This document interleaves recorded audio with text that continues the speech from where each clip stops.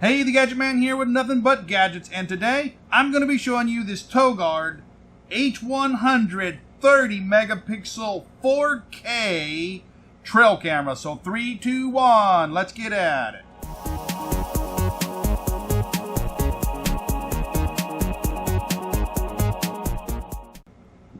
Alright guys, so this camera was sent to me by Toguard for free to do this review, and that's what I'm going to do. So let's break this baby out of the box and see what they sent me. Okay, so we got a mounting base, a strap, and a data cable.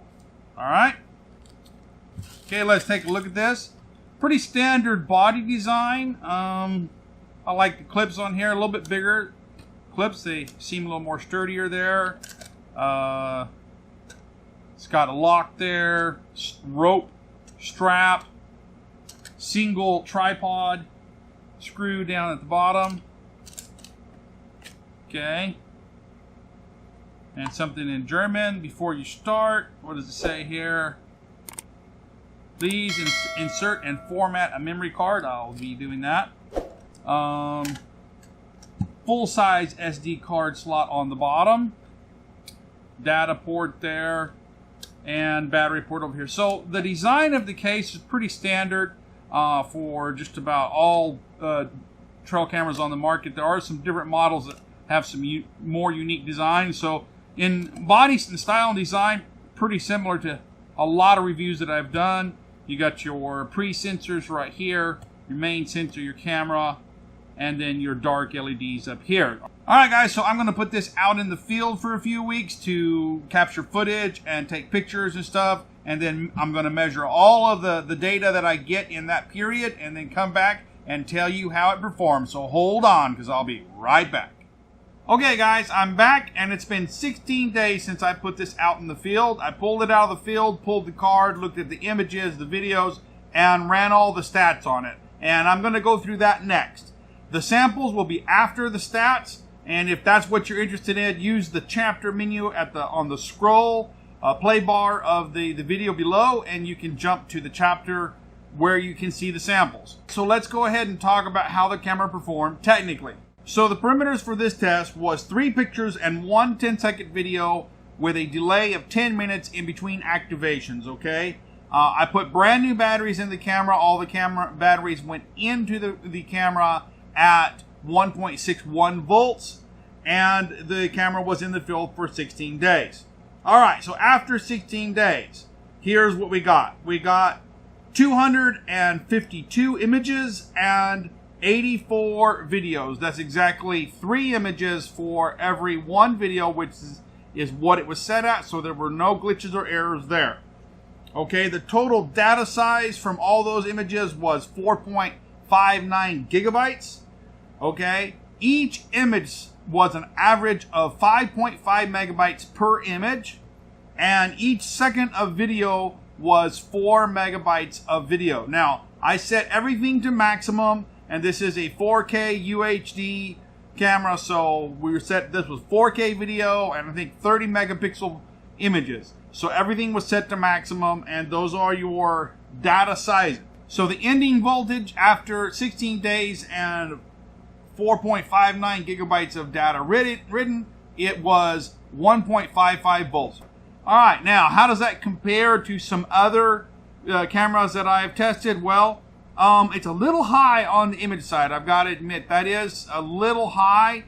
5.5 megabytes on average per image size.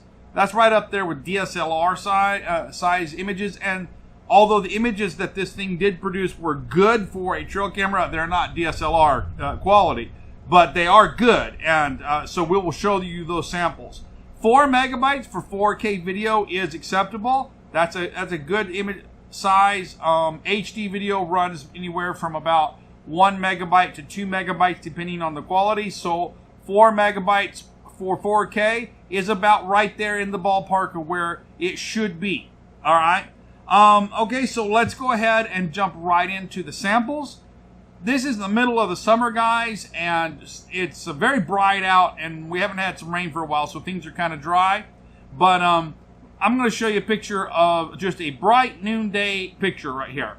You can see the feeder there that I had set up looking, and it looks kind of lackluster.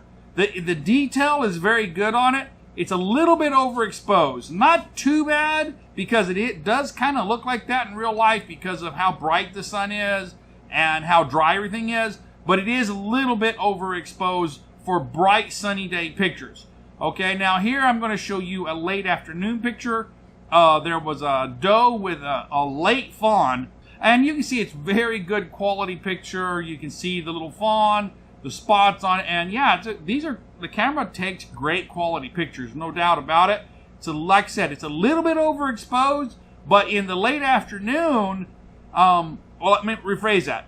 It's a little bit overexposed in the bright noonday, but that actually proves to be better in the late afternoon at low light. That little overexposure gives you a little bit brighter, clearer picture. So that's probably why they do that.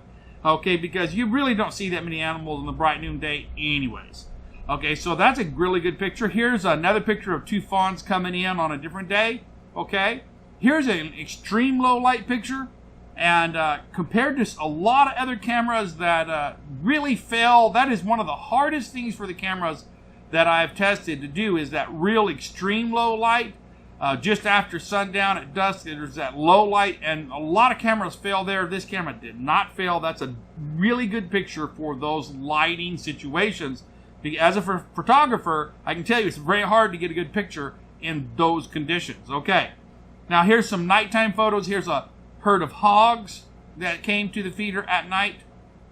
And I'm going to tell you what, right now, bar none, the nighttime pictures that I saw out of this camera, you can see right there with them hogs, the best nighttime pictures that I have seen of any camera that I've ever tested, okay? Thumbs way up for the nighttime quality photos on this.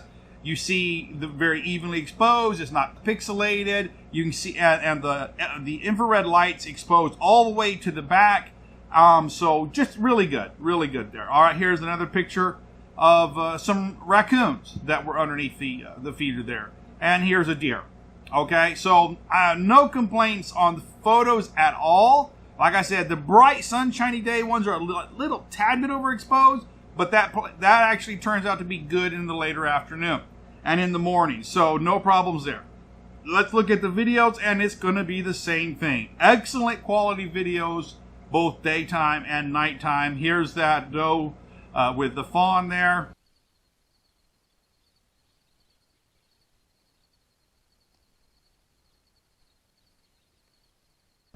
Just excellent quality video. Here's those two little fawns coming in.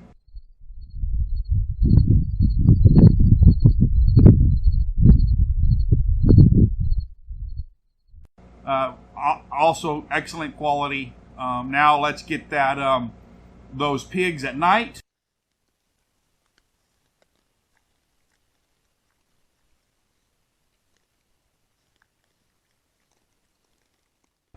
Just wonderful. That nighttime footage is just fantastic, man. I've just never seen a trail camera that can produce that kind of nighttime footage. Even 4K cameras that I've tested before generally failed. You know, they didn't do very well at night. They did great in the daytime, but at night is where they failed or didn't do as well. But this one really excelled at night and produced really good quality video. Here's those coons playing around.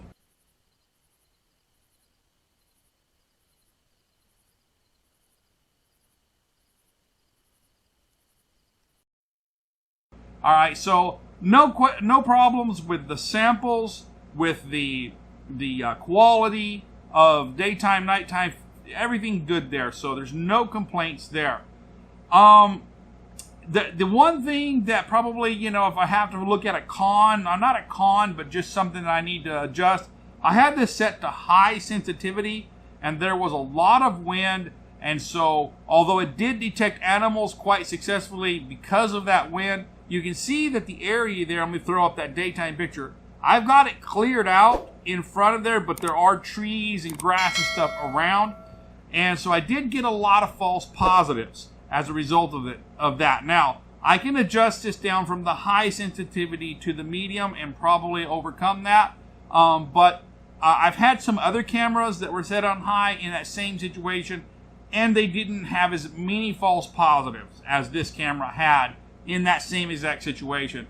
And I use the same scenario for every camera that I test so that I can really get a balanced, even, you know, when I test one camera against another. And I'm telling you that on this one, I got a few extra false positives where it took pictures of just tree movement, not animal movement. So, I mean, that could be a tad bit better, but it really wasn't that bad. I've had cameras that were way worse that in 16 days would have maxed out the 32 gigabyte SD card with thousands of useless pictures. Okay, so it did get a few extra ones compared to some other cameras, but not nearly as bad as some that just utterly do a horrible job at detecting animals versus plant movement. So that's all good. As far as the camera itself, it's a very standard construction. There's a lot of cameras that I've tested with looks like the exact same box on it. So there's nothing to speak of there. The only thing that I had a problem with is there's no way under the sun that I can get this out. So I had to tie a fishing string here. Now some manufacturers actually include that string. They didn't. But, you know, it's not a huge deal, guys. Just pull that out and you got your batteries there. So, you know, this is not my favorite design of camera box, but the camera did very well, and I've got no other complaints about it. It is an excellent camera, and I had no problems with it whatsoever. Okay?